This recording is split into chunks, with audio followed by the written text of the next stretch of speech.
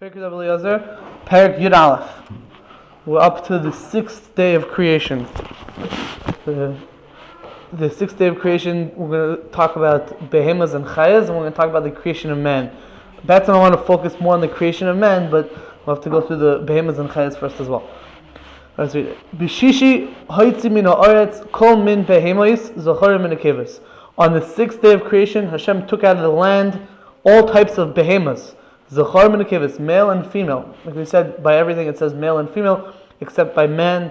Hashem only created one man at first, and could be Levyasan. Also, He created only one Levyasan, not two. We spoke about that before. Tmeim utaharim, kosher behemoths and non-kosher behemoths, pure and impure behemoths. If an animal, if a behemoth has two of these two signs, then you know that it's tahar. What are those two signs?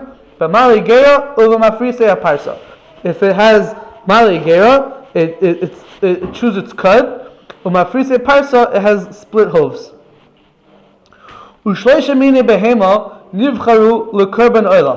The three types of behemoths the three species of behemoths were chosen to bring it says lekorban Orlah. The Marzu changes it to lekorban ve'Orlah. And we spoke about a similar phraseology in Perek Tes by birds, where it says lekorban ve'Orlah. We said that korban could be means stam korban is korban chatas, so it's saying a chatas and a Orlah. The Radal over there said that korban Orlah literally means a korban that goes up. Whether we're talking about a chatas, Orlah, shalom, whatever it is. Okay. Two ways to understand what the phrase exactly means. Well, there's the three types of animals, of behemoths, were chosen for korban. Elohim, these are the three types of animals, three species. Shor, keves, ve'ez. An ox and a cow, because it's the female, and a sheep, and a male sheep, and an aiz, a goat, and a male goat, a he goat, whatever. Those are the three types of behemoths that are brought as korbanos. V'chol min behemoth tahira she'enat nevela v'treifa. Any type of kosher behemoth which is not a nevela or a treifa, basadeh. We have to see what that means in a moment. Muter ba'achilase. You're allowed to eat it. Nevela means something that was killed without the use of proper shechita. It was killed in some other way. Treifa means that the word treifa literally means it was clawed. It was attacked or harmed by a different animal or by something else, which made it that it was in a state that Chazal have a Kabbalah that it's going to die within a certain amount of time. Usually, but there's certain simanim that says that if it's losing a certain limb or it has a certain wound or whatever, that makes it into a treifa. The lashon over here is treifa basade muter bachilasoi. So the Radal says two other girsais over here. It says a treifa basada, a treifa in the field. What does it mean, a treifa in the field? So the Radal says, no, it's not supposed to say basada, it's supposed to say something else. What is it supposed to say? So one girsa the Radal brings is kshera. It's supposed to say kshera or muter b'achila. It's kosher and it's muter b'achila. The word basada and the word kshera look very similar. The beis and the chaf at the beginning of the word, and the reish and the dal in the middle of the word look very similar, so you could see why that girsa got messed up. Or the Radal says, don't read basada, read bisara muter b'achilasai. Basara, you're just turning the dal into a reish. Bisara muter b'achilasai. Its meat would be muter b'achila. So the Radal apparently doesn't like this girsa of treifa basada. I'm not so bothered by it, because I think it could be it's coming from a pasuk. The pasuk in Parshas Mishpatim says, "V'anshei kodesh tihiyun li, uvasar basada treifa leiseichelu lakelav tashlichun oisei." You should be holy men. Ubasar basada treifa leiseichelu. Meat of an animal that became a treifa in a field, you shouldn't eat it. So the lashon of the pasuk is something that became a treifa in a field. Basada treifa. So here we're saying treifa basada. It's the same idea. Rashi over there, of course, points out, Rashi and Chumash, Parshas Mishpatim points out that, what do you mean? If only if it became a treifa in a field, it's also, even if it became a treifa in your house, it's also. That's the normal way that it becomes a treifa. Fine. But the lashon of pasuk is treifa basadeh. So I'm not sure exactly what the Radal is bothered by over here. Fine. So we said any kosher animal that's not a treifa or an avela, it's muter b'achilasa. You're allowed to eat it. Chutz b'shloisha dvarim, except for 3 parts of the animal: hachelev, v'hadam, v'gid anasha. The chelev is certain fats of the animal that you're not allowed to eat. Usually those fats are in the back of the animal. Hadam, the blood of an animal, and the gid anasha, the sciatic nerve. All these things, these 3 parts of an animal, you're not allowed to eat. Shenamar, because it says, as it says in the pasuk, this shenamar is going on the fact that it's mutter to eat the meat of the animal. Kiyarek Esav Nasadir Adam Iskol. Hashem said to Noach that I'm giving you the animals Kiyarek Esav, like the vegetables of the field, of the grass. To you, an animal is like a vegetable. You can eat it. You can eat the entire vegetable as much as you want. You can eat the animal as much as you want, basically. Yeah. If you could afford it, right? Bashishi haitzi min ha'oretz sheva chayos tahiris. On the 6th. Okay, so this was the behemoths. These were the behemoths that Hashem created on the 6th day of creation. Bashishi haitzi min ha'oretz sheva chayos tahiris. On the 6th day of creation, Hashem took out from the land seven types of chayos tahiris. A chaya is different from a behemoth, and I said before that we're going to speak about it. We're going to speak about it in a moment. But the 7 types of kosher chayas, and these are what they are. And art school doesn't even pretend like they know what it is. They just, in the art school Tanakh, it just says ayel, tzvi, yachmor, akoy, dishain, usoy, v'zomer. It doesn't. They don't even bother translating. We don't know exactly what these are, but it's something like a deer and a gazelle and an ibex and a reindeer and a wildebeest and bison. All these things are somehow included in the 7 chayas tahiris.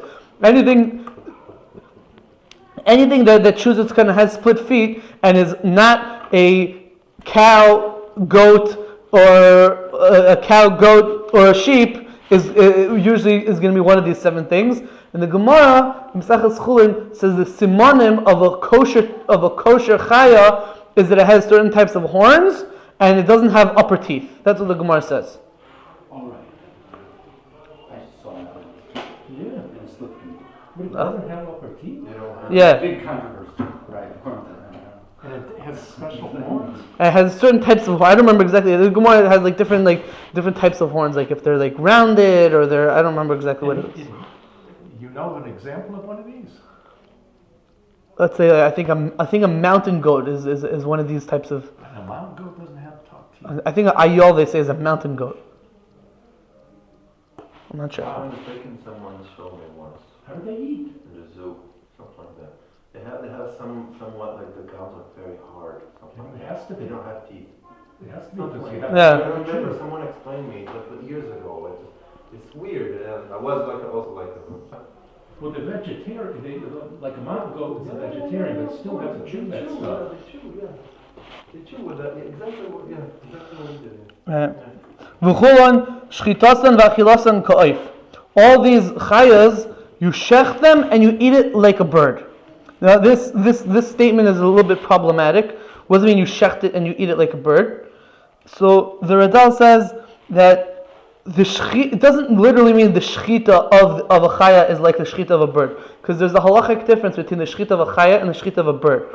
When we talk about a shchita of a behemoth and a chaya, so the halacha is you have to shecht 2 of the pipes, the what's it called, the windpipe and the food pipe. You have to shecht both of them, or rove of both of them. When we're talking about a bird, you only have to shecht 1 of the pipes. So there's a difference between. So how can you say that the shchita of a chaya is like the shchita of an oif? So the Radal says that maybe it's talking about not the actual shchita, but in the halachas of shchita, by a bird, by a oif, and by a chaya, there's a halacha that you have to cover the blood. We mentioned this a few times already. So in that way, a chaya is like a bird. But in terms of the actual shechita, a chaya is like a behemoth. The what's it called? What does it mean? Achilas and ka'if, you eat it like a bird. So the Radal says that achilas and ka'if means you eat a chaya like a bird. We said before that a behemoth, there's an issur called chaylev. You're not allowed to eat certain fats of a behemoth. Those are the fats that go on the mizbeach. So we don't want to eat those fats dafka because behemoths go on the mizbeach. But by a chaya, there's no such thing as a chaya that goes on the mizbeach. Only behemoths are kosher for mizbeach. So a chaya, there's no problem of chaylev, and an oif, there's no problem of chaylev. So by a chaya and oif, there's no problem of chaylev. So when it means that you eat a chaya like you eat a bird, means that you're allowed to eat the chaylev. Anything mentioned? Did anyone mention the fact that both of them chaya on kisui adam? What? No, so the Radal is understanding that's what it means that in regard to the shechita, a chaya and oif are the same. Kulan b'shchitas or achilas and ka'oif. He says that shchitasan is talking about the kisui adam. So what does that mean? That you do cover it, or you You do. Like a bird. You do like a bird. A chaya and a bird you cover. But not the other three animals. But not behemoths. They don't require kisui adam.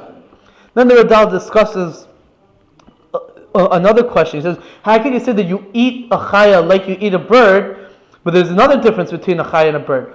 A bird doesn't have an issur of giranasha. And a chaya is like a behemoth that it has an issur giranasha. So the Radal talks about that, but he ends up saying tzarichin. He says you need tzarichin? No, you for sure need. The question is, why does Pirkei of Eliezer say that you eat a chaya like you eat a bird? Right. So he says there could be in some shita, according to some shitas, there is giranasha by a bird also, or a same type of limb that we have by a behemoth and a chaya. A bird could also have it somehow. I don't know exactly, but what is this? And he says, and the Medrash says, "Ushar kol chayas shebasadeh kulan tameis." Every other chaya that's not one of these seven that you find in the field is tamei. It's not a kosher chaya. Right. So we've been discussing over here two categories of animals. There's a chaya and a behemoth.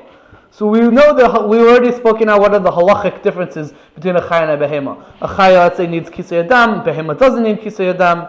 A behemoth has the issur of chaylev. A chaya doesn't have the issur of chaylev.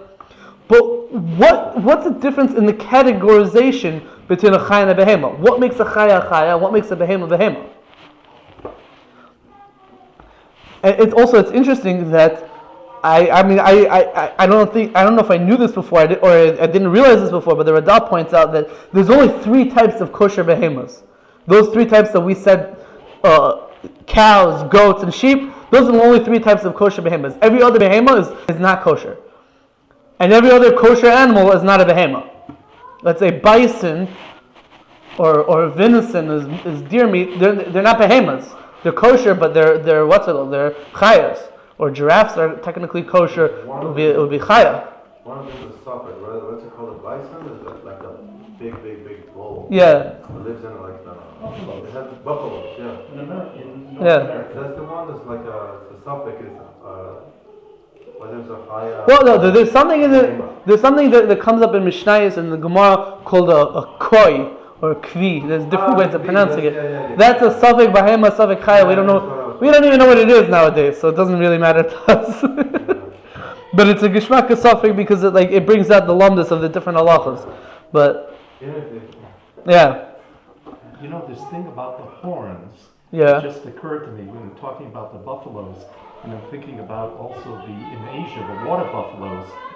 The horns of these animals, they come out of the sides, like that. Right. Okay, they come out of the sides. So it may be that they grow out of the sides. Could be. I don't remember. I think it was in the form of how it grows. If it grows like twirly or if it goes straight. I don't remember exactly. I learned these gemaras, whatever. But okay. So what makes a chaya and what makes a behemoth? So the Rishonim in the Pirushim on Chumash in Parshas Bereishis speak about this. The Ibn Ezra and the Radak, they say that a chaya is a behemoth. Let's say is an animal that lives with people and serves people. There's examples: soin, bakar, like sheep and goats and these type of things. Or let's say when we're talking about non-kosher behemoths, we talk about a horse or a donkey or a camel. These things they live with people in civilization. They serve them. That's what a behemoth is. On the other side, what's a chayah? A chayah are wild animals that are found out in the field. Lions and tigers and bears. Oh my. Or whatever. Those are the examples. This is aryeh, dove, nomer, ze'ev, a wolf. These type of things. Those are wild animals. A deer is a wild animal. We don't usually keep a deer as a pet. These are wild animals. So those are chayas. That's what the Ibn Ezra and the Radak say in Parshas Bereishis. What do we say when we have an animal that they're almost like either one, like a dog? Yeah, I was going to ask the same question. Because mamish, we have wild dogs. So, over here, there's packs. So I think that Packs. You don't hear them at night? Those are wild dogs. Those are wild dogs, like cheetahs? And no, I thought they were like coyotes or something. No, these are Wild dogs. But I think that dogs and cats. I asked a few people about this. Everyone said that a dog and a cat is a chaya, because the natural state of a dog and a cat is to be wild. You could domesticate it by bringing it into your house and raising it from when it's a puppy, and it'll be docile, and it'll be docile. But the natural state of a dog and a cat is to be wild. Most types of cats are wild. Lions and tigers are types of cats that are wild. I mean, there's a story of what's it called? I heard a story of a guy who went to the jungles in Africa. I think it was in Africa or maybe in the Amazon or something like that. And he found a cute little cat. You don't have cats in Amazon. No? No, talk to the Brazilian guy. Ask him. Jaguar. No? Okay, fine. So then maybe it was in Africa. There's only one. Yeah, you're right. It's the only one. Jaguar? Yeah. I don't know, whatever it was. It's not a jaguar. He brought it to his apartment. And two guys, they brought it to their apartment in New York City, Manhattan, and they were raising this little cat. And eventually the cat grew up, and it wasn't the cat. It was like this wild tiger, and it ended up eating one of the people that was. So these things you can't really domesticate it. And then there's a story of what's it called, the two guys with the white tiger, Siegfried and Roy from Las Vegas. One of them got bit. They got. The tiger grabbed its neck like a cub. Yeah. Like it would grab a cub to protect a cub. Yeah. That's what they say. I read in an article. Grabbed its neck and killed him? And dragged him off stage to protect him. Because he was looking at someone in the audience, and then he grabbed his neck. A little cub, of course, survives the incident, but a man, I don't know if he survived. You don't know if he survived. He was very severely injured. Wow. Having tiger teeth. So that's what the Radak and the Ibn Ezra say. Whether it's naturally domesticated or it's a wild animal. Whether that species is domesticated or wild. That's the difference between the Cain and Behemoth. That's what the Radak says. The Ramban says in Parshas Bereishis says a different mahalach. The Ramban says that a behemoth is an animal that doesn't eat meat, or what we call in English an herbivore. An herbivore. And a chaya is an animal that does eat meat, a carnivore. That's the Ramban's chiluk. The answer is there's many chayas that do only eat a deer. One All the second. animals here, they're kosher, So, don't eat meat. so there's a kasha like this. The Netziv in Ha'emek Dover in Parshas Bereishis brings a Gemara, an open Gemara in Bava Kama, Daf Yotes Amud Beis. The Gemara in Bava Kama says that it's very weird for a deer to eat meat. That's what the Gemara says. Now, according to the Ramban, if a deer is a chaya and chayas eat meat, so how could the Gemara say that it's weird? That's what a chaya does. That makes it into a chaya. So the Ha'emek Dover argues with the Ramban, and he says a similar word to the Radak and the Ibn Ezra that it has to do whether it's domesticated. It doesn't have to do with what type of food it eats. That's the Netziv's kasha on the Ramban. But we don't have any behemoths that eat meat, do we? I don't know. Behemoth doesn't eat meat? I'm trying to think. I don't know. What Well, we only know of three kosher behemoths anyway, so I don't know. Even non-kosher ones. They don't eat meat. Maybe solve the kasha with the dogs and cats. They love meat. Both of them eat meat. Yeah. They love meat. That's why they hang around over here on Shabbos afternoon, the cats. But an interesting thing. A friend of mine, before he saw this Netziv, I think it was before he saw this Netziv, he had this question on the Ramban. and he wrote down the question. He sent it as a letter to Rav Chaim Kanievsky. He asked, how could the Ramban say that it's totally if you eat meat or not? The Gemara says that a deer doesn't eat meat, and we know that a deer is a chaya, so it's a kasha on the Ramban. So Rav Chaim Kanievsky wrote him back that he it could be it's like a lomdish shavort. This that we say that a chaya is something that eats meat. That's only that means whether it eats meat of a behemoth or if it eats meat of even like shkatzim or a masim. Like if there's a whatever, like an ant or something like that, or a bug, does it eat the meat of a bug? So if Chaim says if a chaya eats the meat of bugs, but it doesn't eat the meat of an animal, that's still called that it eats meat. So that's why even though the Gemara says that a deer doesn't usually eat meat, that's talking about eating the meat of an animal. But a deer would eat insects and stuff like that. And we know that deers do eat insects, or anteater, like they eat ants. But that's an interesting teretz from Rav Chaim Kanievsky. Okay, this probably will be published in my friend's sefer. It's probably going to be the first thing in his sefer. His name is Rav Chaim Tzvi Leierfeld. Okay, one day his sefer will be published. This will probably be the first shtickle in Parshas Bereishis.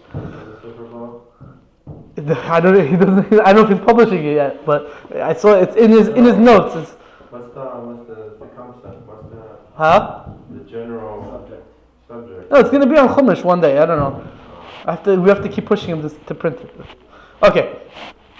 Now, so we spoke about chayas and behemoths. Bashishi, going weiter. Bashishi, haitzim in oretz, kol shkatzim or masim, kulon tameim. On the sixth day of creation, Hashem brought out from the land all types of shkatzim or masim, like disgusting and crawly things. They're all tameh. They're not kosher. I made a shtickle mistake when we were talking about the Thursday of creation. We were talking about grasshoppers. So I assumed there that grasshoppers were not just grasshoppers were created on Thursday, but also all types of shkatzim were created on Thursday. So here we're saying that shkatzim or amasim were created on Friday. It seems like there's a chilik between shkatzim or amasim and sheretz.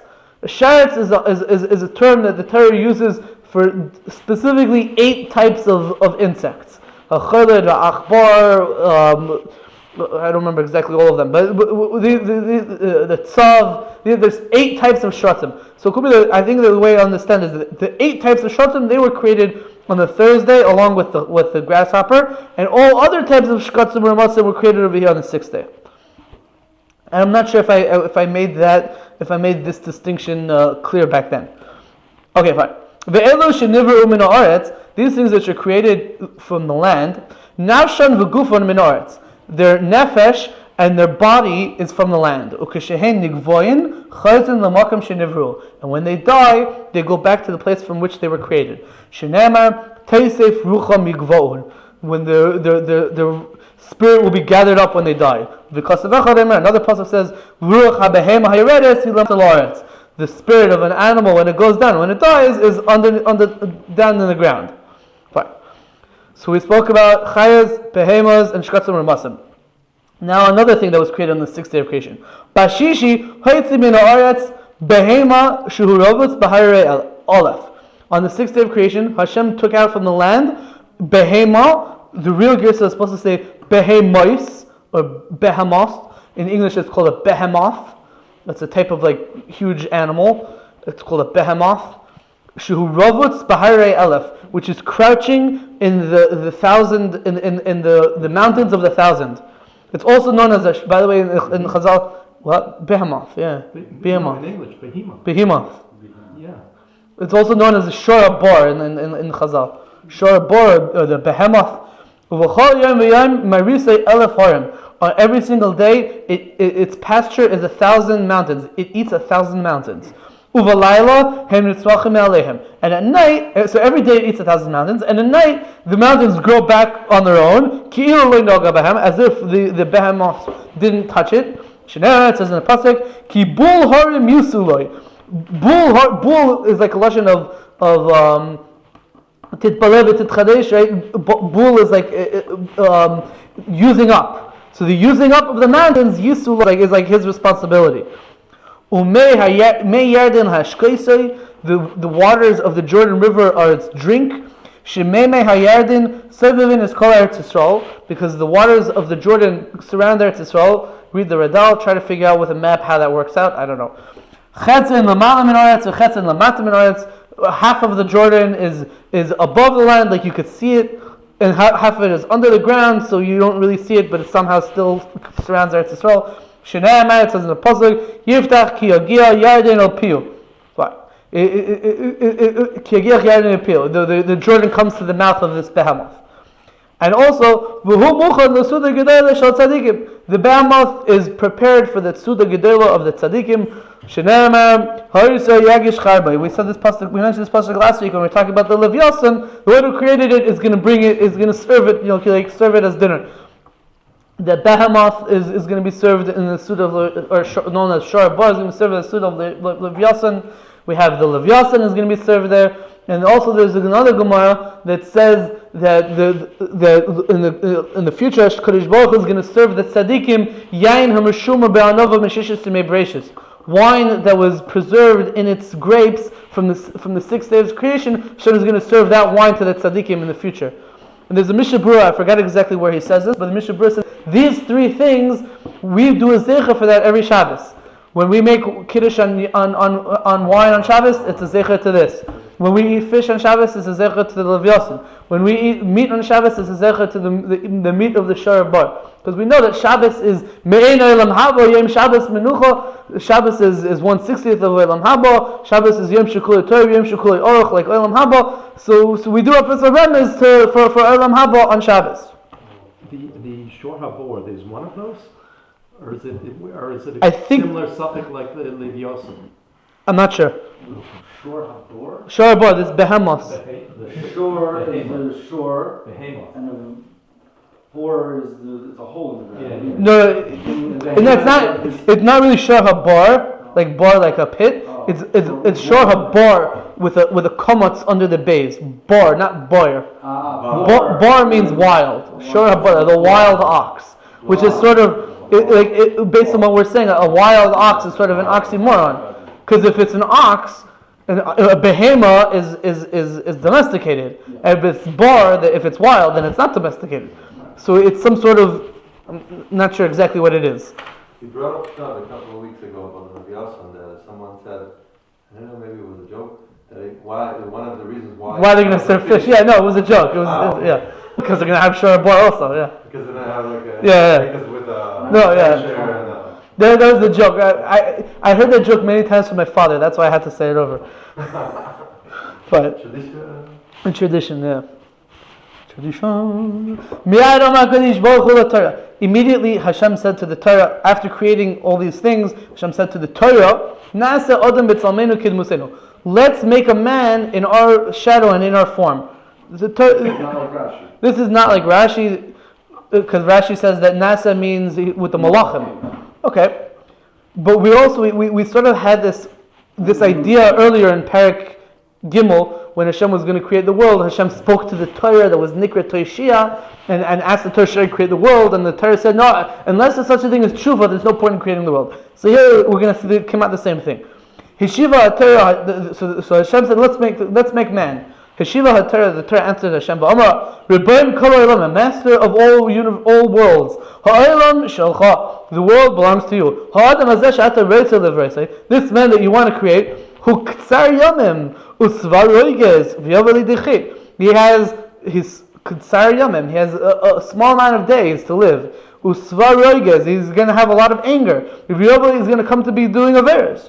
The Radal says that this is like a paraphrase of a pasuk in Eov. It says that Yelucha is Ktsar Yomim Usvar Roiges.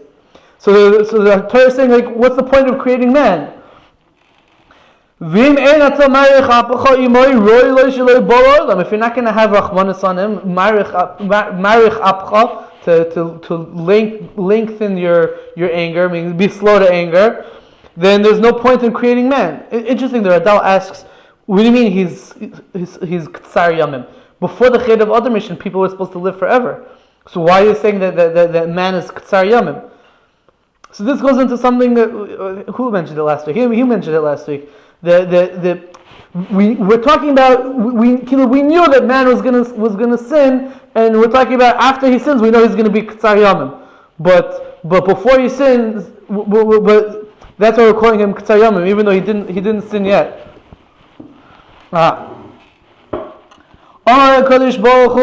So Hashem said, is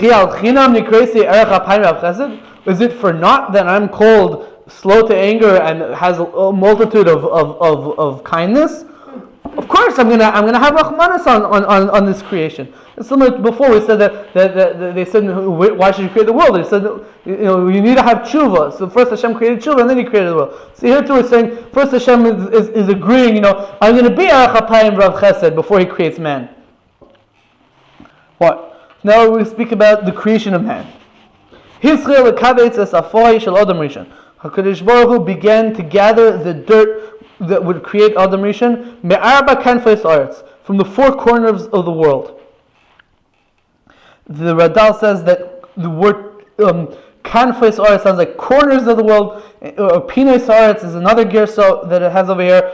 But he says that it doesn't literally mean corners. It could be what he's bothered by is the fact that the world is actually round, so there's no corners in the world. So he says that it means directions of the world, from the four directions of the world. Where's my pen? Okay. Four directions of the world.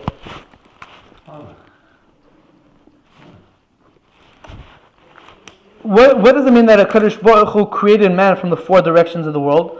The Pirush you have on the bottom over there, the Bayis Hagadol, asks a question from another passage of Pirkei Eliezer in the next parak. In the next parak it says that HaKadosh Baruch Hu was Baroyoi Mimakim Tohar V'Kodesh Ume'ezem Makim L'Kochoi Mimakim Beis HaMikdash. The HaKadosh Baruch Hu created man from the holy and pure place. From where is that? From the Beis HaMikdash. So it sounds like Hashem created man from the dirt of the Beis HaMikdash. Yet here we're saying that Hashem created man from the dirt of all four corners of the world. That's the Bayis HaGadol's kasha. So he answers, it's not a kasha. Because the Gemara in Sanhedrin, on Daf Lamed Chesamid Beis, it says Tzadik Chesamid Beis in your thing, Rabbi Epstein. It says Tzadik Chesamid Beis in your Bayis HaGadol. It's a typo. It's supposed to say Lamed Chesamid Beis. No, Lamed Ches. It says it's Tzadik Ches also in yours? It's a typo. It's supposed to say Lamed Ches. Okay. That's actually Lamed Ches on the bottom of Amud Aleph to the Amud Beis. I don't know why it says Tzadik Ches. There's some sort of mistake. But you can see who copied from who. But okay, I guess they didn't bother looking it up. Because the Gemara says, when we're talking about the creation of Adam Rishon, it says, Gufay mi Bavel, V'roishay me'eretz Yisrael, V'roishay v'shar ha'aretz. Kodesh Baruch Hu created the body of Adam Rishon from Bavel, the head of Adam Rishon from Eretz Yisrael, and the rest of the limbs of Adam Rishon came from the other lands. So it's not a kasha. The head of the Rishon that came from Eretz Yisrael, you could say that's what came from the Makom of the Beis HaMikdash. But the rest of the Adam Rishon, which you said came from all different places, so you can say that's what Pirkei Eliezer is talking about over here when it says that Adam Rishon was created from Arba Kanfei Haaretz.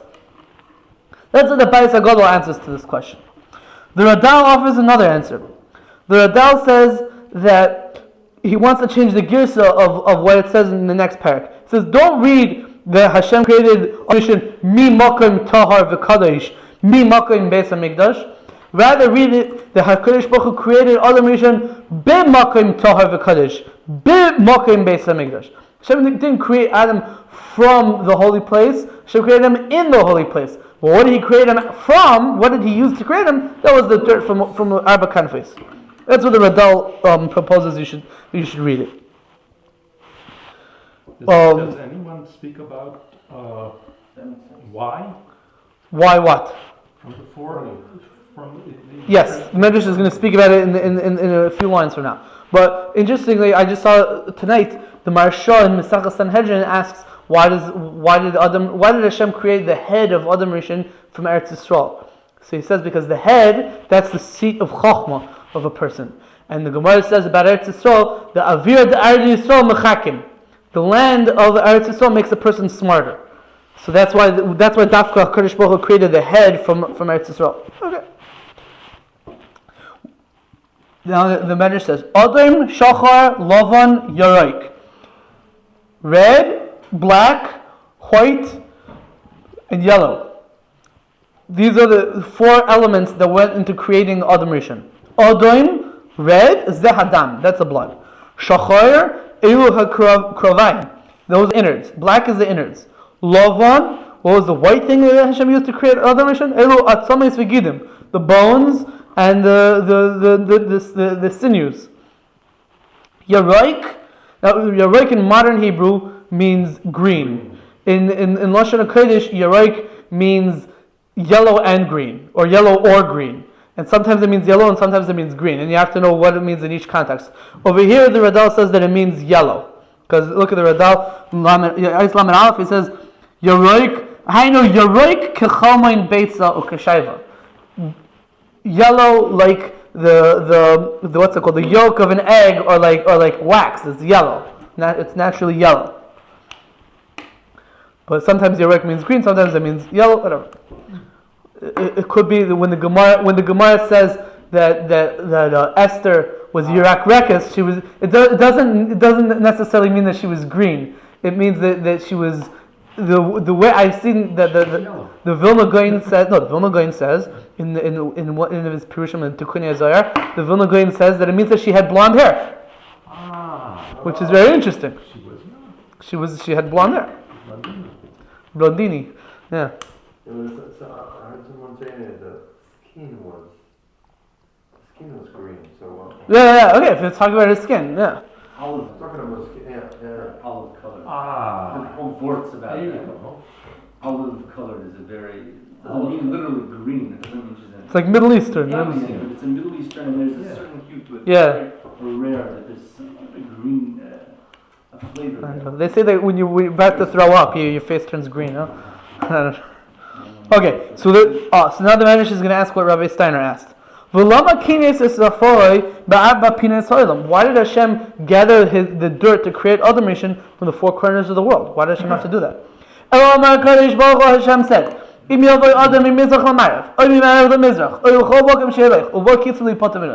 a person comes from the east to the west, or from the west to the east, or from any place in the world, and he goes somewhere else, and now it comes his time to die. It comes his time to die from the world, and they're going to go and they're going to bury him. Hashem didn't want the land from that place where they're going to bury him. The land shouldn't say, "Oh, your body doesn't come from me, so I'm not going to accept you." The Radal says we're not talking about burying him. That kilo, like the land is going to spit him out and then not let him be buried. But we're not. The land wouldn't let him decompose and become part of the dirt again. The land will say, "No, you go where you were from, and I'm gonna do the same." No, I don't want you. So Hashem made it that man was created from the dirt of all over the world, so that wherever he's from, he can sort of fit in and decompose into the dust of that area. To teach you, wherever a person goes and his time comes, from there the dirt of his body it comes from, and that's where he's going to go back to. I'm not sure exactly what this means. It could be this has to do with something with Tchias HaMesim. That dirt is going to raise its voice. Shenamar ki ofar ata ve'al tashuv, because you're from dirt and you're going to return to dirt. I just saw tonight an interesting thing. I didn't have a chance to really look into it. This is what I was writing down when you came. But the Teres Chaim, Sefer in Sanhedrin, Daf Lamed Chesed Beis, discusses why did Hashem have to, who cares? So fine, so don't let the body decompose. Who cares that the body is decomposing, not decomposing? What's the problem? So it says that as long as a person's body still exists in the world, so the neshama will have a yearning to go back to the body. The neshama always wants to go back. And if the body still exists and the neshama can't go back, the neshama has a certain pain, a certain tsar that it feels that it can't go back. So Hashem is doing a chesed by making it that the body will be able to decompose and the neshama won't have this tsar. Now I don't know if the Teres Chaim talks about this or not, but I didn't see the Teres Chaim inside. I saw it quoted by the Eitz Yosef on the Ein Yaakov. But my question is, so what about tzaddikim? We said that tzaddikim, their bodies don't decompose. So where they get around this? So I think the word is that if in the person's lifetime, so his neshama was so connected to his body that when he dies, his neshama wants to go back to the body. So yeah, you have this problem. But a tzaddik doesn't live for his goof.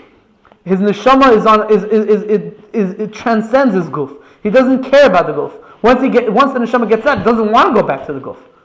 The neshama doesn't yearn for the bodily pleasures of the goof. So by a tzaddik, it's the opposite. Even if the body is still there and it never decomposes, then the tzaddik's neshama won't have tsar. I think that's the way to understand it. There's stories about the group of many tzaddikim, whatever. They've uncovered them. They became uncovered for various reasons, whatever, and they had an age. Yeah, they had as they say. They say. There's no question on the pshat there that each part of the earth is not the same. I mean, you think the earth is the same. It doesn't matter what kind of afar from over there or from over there. It's all the same. But no, the pshat is they're not the same, and they're almost, I guess, jealous to say, I want what's from me, but could not be from somewhere else. It could be That's an odd, I don't call it hava, but that's an odd pshat.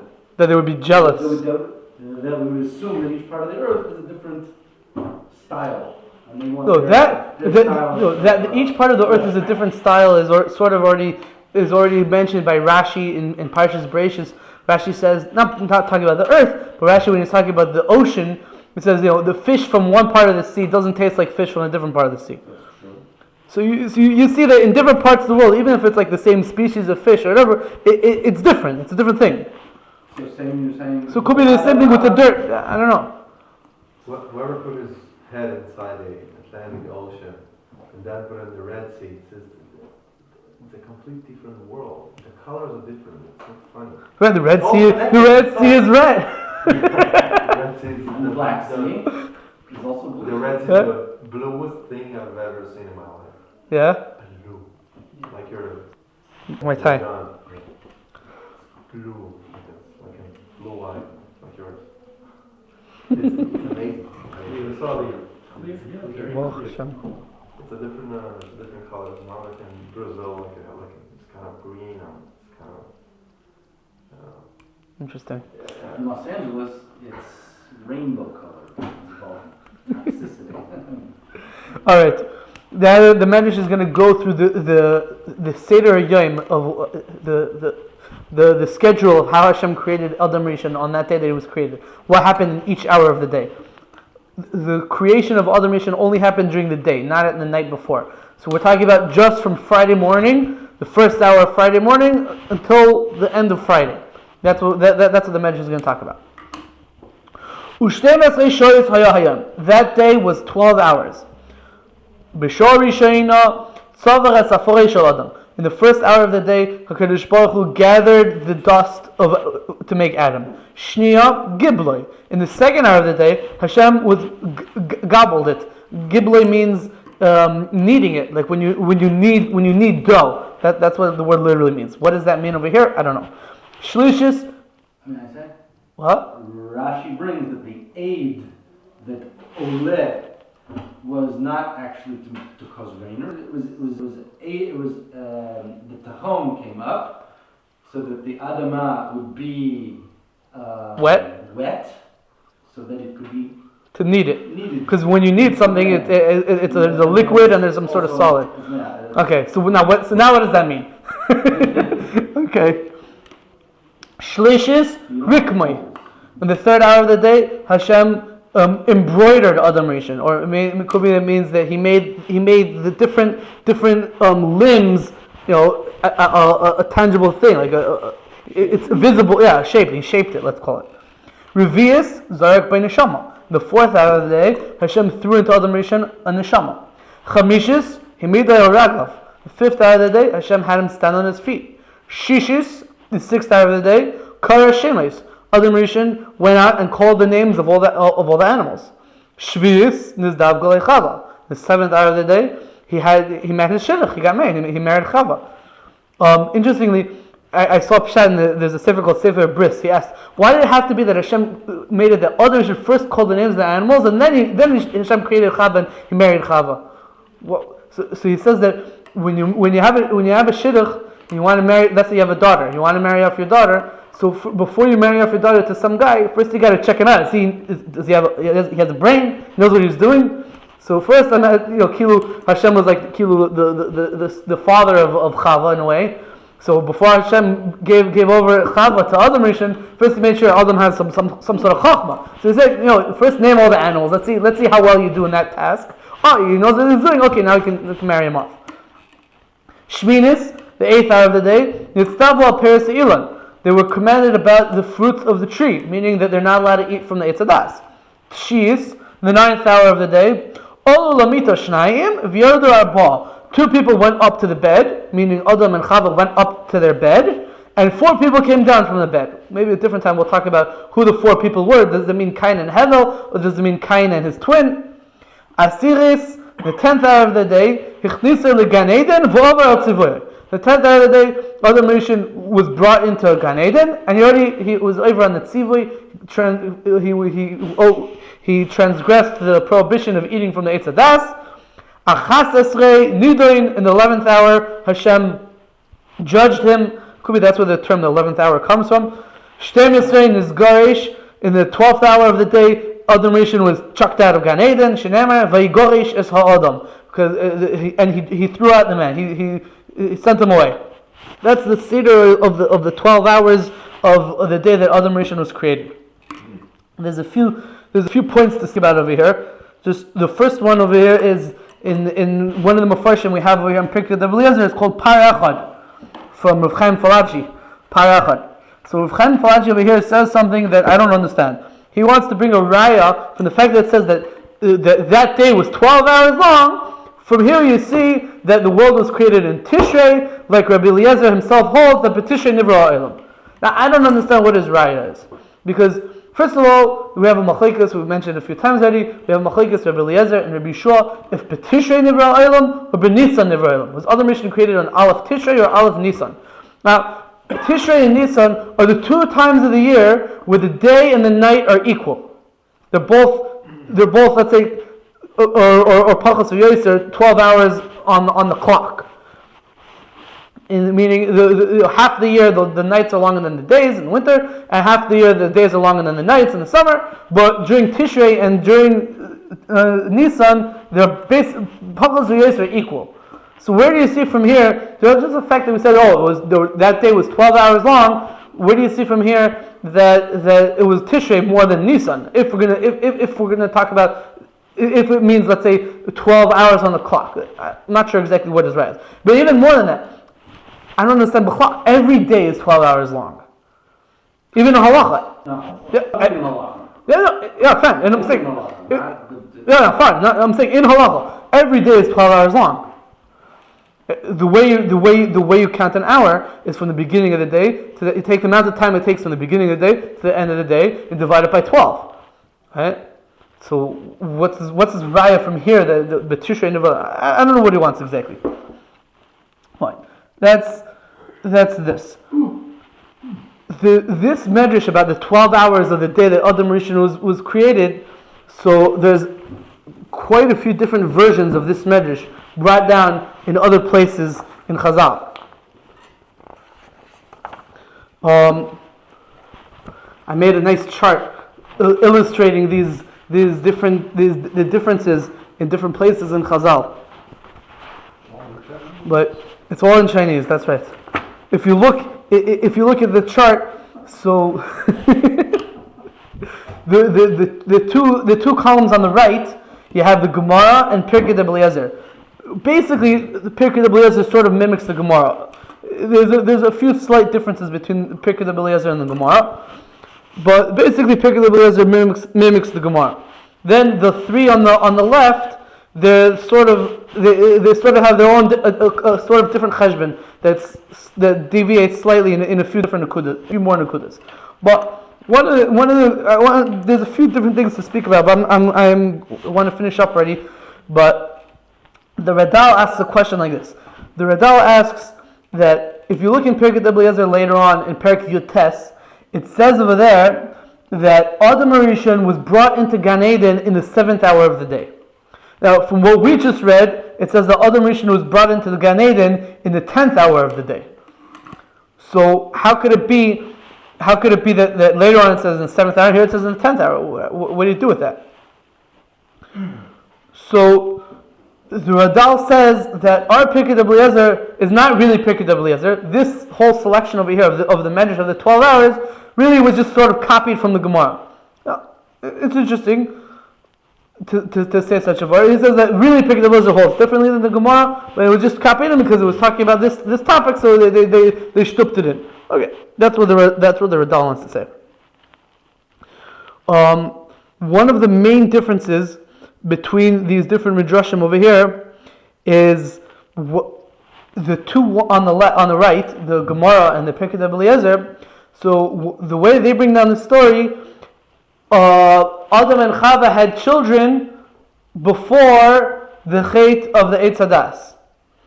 And the other three understand that no, Adam Rishon didn't have children yet by the Chet of the Eitz Hadas. So the Mabit, I brought down over there in footnote Zion, the Mabit discusses this. Did they have children? Did they not have children? And he asks two questions. He says, first of all, if they had children, so then Mistama, the children also ate from the Eitz Hadas. And if the children didn't eat from the Eitz Hadas, so then the children should be living forever, because they didn't eat from it. And also, if you look in the Psukim, in Parshas Bereishis, it sounds like the children were born after this whole story. So how can you say the children were born before? So that's what Mabit has two questions on the Gemara and Pirkei Eliezer's account, and he goes with the other midrashim and he says that no, they were Cain and Ebel born afterwards. If you look good in Rashi in Parshas Bereishis, as I brought over there in the paper, Rashi seems to say that no, it's clear that they were born before, not that they were born after. And to answer his question, why don't we find that Cain and Ebel lived forever? So I think you have to say like this. This that if man wouldn't have sinned, he would live forever. That doesn't mean that man can't be killed and is immortal. That just means that the natural way of living was that he would live forever. But let's say Hevel didn't die on his deathbed. He didn't get sick and he died. Hevel was killed. It could be that even if man didn't sin from the Eitz Hadas, there would still be a possibility that a person could get killed. If someone went and killed him, if man would live forever and a person went and chopped off another guy's head, he's not going to die? Of course he's going to die. That doesn't mean that's not a steer to living forever. Being killed is not. I don't think he was murdered. So Hevel is not a kasha why he didn't live forever. He could have lived forever. Just he was killed. Cain. Life expectancy was infinite. Right. Cain. Was also Pashtus was also killed according to some midrashim. According to other midrashim, he died in the Mabul with everyone else because Hashem killed them out because they did Averis. But other than that, they would have lived forever. Could be, and you could say that they didn't. They themselves didn't eat from the Eitz Hadas. Okay, there's a Chizkuni that says that Cain did eat from the Eitz Hadas. Alright, whatever. But that's this shaila about whether the guys were born yet before the story of the Eitz Hadas or not. There's one more thing I want to speak out. Can I ask real quick? Yeah. If they're going to live forever, I don't understand. There was a tree that Hashem prevented them from eating from that was going to let them live forever. What's the shot? If they're going to live forever, then what's the tree for? Could be the only. The tree. So they speak about this, that the whole inyan of the Eitz HaChaim was only mentioned after there's such a thing as after they ate from the Eitz Hadas. So like the Eitz HaChaim is sort of the antidote for what the Eitz Hadas brought into the world. If they didn't eat from the Eitz Hadas, there was no such thing as the Eitz HaChaim. It could be. Yeah. But there's an interesting medrash that says like this, and with this thought we're going to end. But the medrash says that what's the difference between Adam Rishon and Klal Yisrael? So the medrash Tanchuma in the end of Parshas Shmini. The difference between Adam Rishon and Klal Yisrael is that Adam Rishon, he couldn't wait an hour and he ended up sinning by eating from the fruit of the Eitz Hadas. Klal Yisrael, they wait even 3 years before they eat fruit because they don't want to be over the Isser of Orlah. They have the patience to wait, and Adam Rishon doesn't have the patience to wait. That's what the medrash says. There's a sefer Sifsei Kohen al Torah, Parshas Bereishis from Rav Mordechai HaKohen of Tzfas, one of the early Mekubalim. So he writes an interesting idea. He says that Adam Rishon, what was Adam Rishon's chet? Adam Rishon's chait was that he took, the Gemara says, the different shitas in brachas over there, what was the fruit of the Eitz Hadas. One of the shitas was that there was a grape. So the Sifsei Kain says that Adam Rishon took this grape, and instead of waiting until Shabbos and making wine out of the grape and making kiddush on the wine for this kiddush on the wine for Shabbos from this grape, instead of waiting until Shabbos to use the grape, he ate it on Erev Shabbos. That was his chait. It's like Orlah. The Gemara says that Adam Rishon is called Orlah. He's Meshech Ba'arlasai. Why? Because he Orlah. That's what the Sifsei Kain says. So the question is like this: how could you say that the problem is that he didn't wait until Shabbos and this that he ate was Orlah? Orlah, the halacha is when you plant something, you have to wait three years and then you can eat it, or 4 years. Fourth year is Kaddish, and the fifth year you can eat it. Right?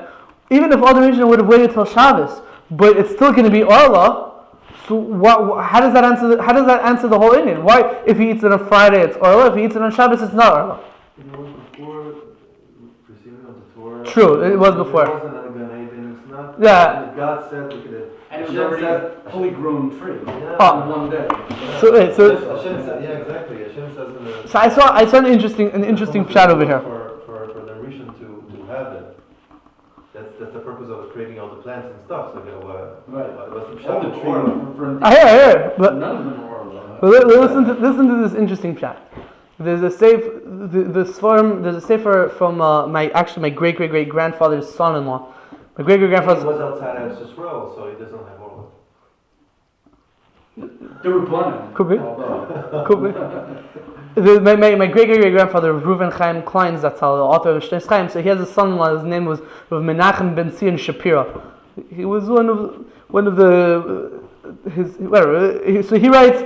He has a whole kuntres about different things about creation of the world and astronomy and whatever. And he basically writes that when we say that, let's say we say like in the future the moon is going to be as strong as the sun. Chama is going to be Shiva Saim K'or Shiva Simei Bereshis.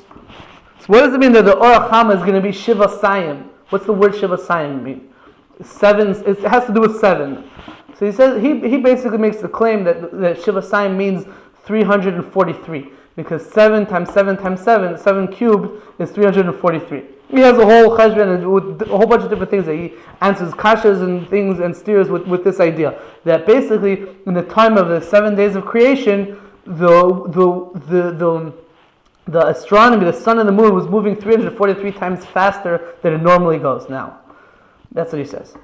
So based on this idea, his son, Menachem Ben Zion Shapira's son, his name was Rav David Shapira, was one of the Gedolim in Yerushalayim about 100 years ago. He says, the Sefer Shalos Tshuvas B'nai Tzion. He says, based on what his father says, you can answer what the Sifsei Kain is saying. Because basically it comes out that every day of creation was 343 over 365 of a day, which is a little bit less than a day. 343 over 365 of a year. Each day was 343 over 365 of a year. And basically, if you make the cheshbon from the beginning of the third day of creation, basically assuming that Neitz that the Aleis HaShachar was about 5:30. Let's say Neitz is like 6 or whatever. Basically, it'll come out that 3 years worth is going to be on Friday, about towards the end of the 10th hour of the day. If you're counting from Tuesday morning, so like let's say half of Tuesday, Wednesday, Thursday, Friday, all the way up until 10 hours and 40 minutes into the day. So he says that according to that cheshbon, 3 years would be up at that point. 3 years would be up Friday afternoon, about 10 hours and 40 minutes or so into the day. So he said, now the Gemara says that Adam Rishon was over the Isser of eating the chet of the Eitz Hadas 10 hour in the 10th hour of the day. That's, if you look at the chart, the Gemara says that, Pirkei Eliezer says that, Medrash Tanchuma says that, the Medrash Sheikh says that. It's almost agreed upon by everyone that that's the hour of the day that the Adam Rishon was over the Isser. So he says that's the taina of Sifsei Kain. He's saying if he would have waited to the end of that hour, it would already not be Orlah. He should have used it for Shabbos. But instead, no, he did it within that hour. Like Mamish, right before it would have not been Orlah, and that's why he was Chayte. That's the Bnei Tzion's. That's the way the Bnei Tzion explains what the Sifsei Kain is saying. If you would have waited Mamish another 2 hours till Shabbos, then you could there would be no Chashash Isser, everything would be good. But instead, he was Chayte Mamish in that hour that it was supposed to become not Orlah anymore. That's the Sifsei Kain. That's the Bnei Tzion's Vart in the Sifsei Kain. Just to leave off with a kasha, if you look at the chart, there's one opinion who holds the other Rishon was Chayte in the 11th hour of the day. All this Rabbi Nassan. According to all this Rabbi Nassan, you don't have this Vart anymore. Alright. The 11th hour. Alright. Shkoyach for coming, Shkoyach for staying, and a good